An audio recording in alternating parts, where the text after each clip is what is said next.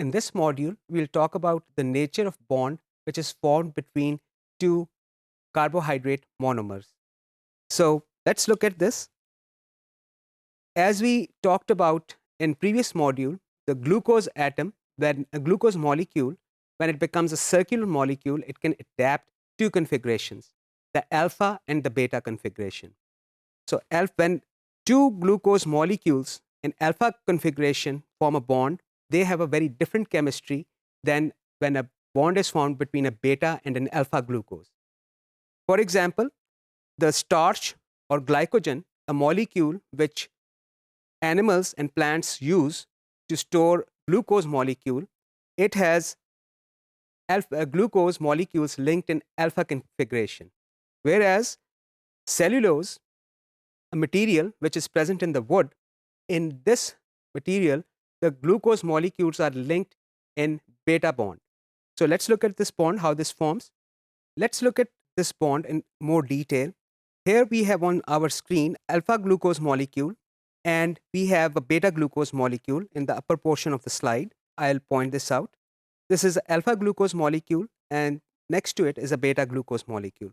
We have already looked at the structure of alpha and beta, how they are different. In one case, in alpha glucose, we said the hydroxyl group is pointing downwards. In beta glucose, the hydroxyl group is pointing upwards. So when this bond is formed between alpha and beta glucose, a water molecule is removed, a condensation reaction. We have talked about that in our previous module. A water molecule is removed and a bond is formed between two glucose molecules.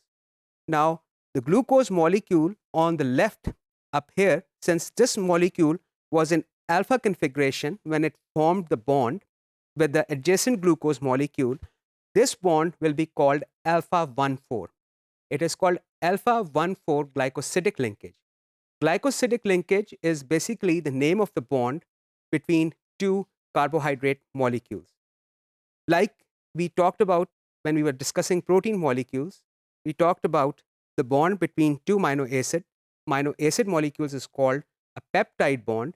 Here the bond between two carbohydrate monomers is called glycosidic bond. We have talked about a bond between alpha glucose and a beta glucose. Now let's look at a bond which is going to be formed between two beta glucose molecules. That is present in the lower part of your screen. Here's a beta glucose forming a bond with another beta glucose molecule. It's the same process. A water molecule is going to be removed. It's a condensation reaction, and a bond will be formed between these two glucose molecules. In this case, since the glucose on our left side, this glucose was in beta configuration, now this bond will be called beta 1,4 glycosidic linkage. What is the difference between these two molecules? In biology, the difference between these two molecules is very significant. The alpha 1,4 bond can be broken down by our enzymes. However, beta 1,4 bond is very stable and we cannot break this bond. That is why we cannot digest plant materials which have beta 1,4 bond in them. Wood, for example, has beta 1,4 bond. Many grasses and many plant structures also have beta 1,4 bond. Let's look at the consequences of alpha and beta bonds in the polymers. Cellulose is also a polymer of glucose molecules. In this case, the glucose molecules are linked by alpha 1,4 linkage, glycosidic linkage. As I've mentioned, it is very stable and it is very hard to break this bond. Glycogen and starch, they're both similar molecules. There's relatively more branching in glycogen as compared to starch. These molecules have alpha 1,4 glycosidic linkages. You will also notice there's branching in these molecules, in glycogen molecule depicted on your screen.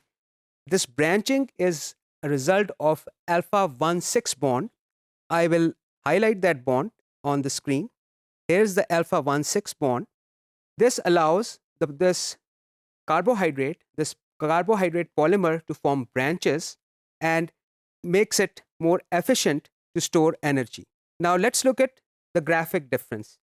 Next time when you see wood, you will realize that wood is made up of same material, same subunits as the roti you eat for lunch or dinner. The only difference is the type of bond between the two monomers. In wood, it is beta 1,4. In roti, it is alpha 1,4.